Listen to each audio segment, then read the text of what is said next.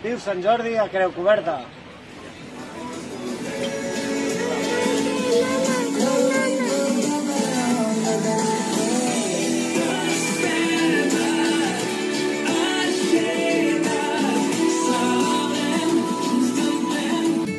Un Sant Jordi diferent, amb l'anhel de la nostra gent, confinats entre quatre parets i junts, sense roses al carrer, però vull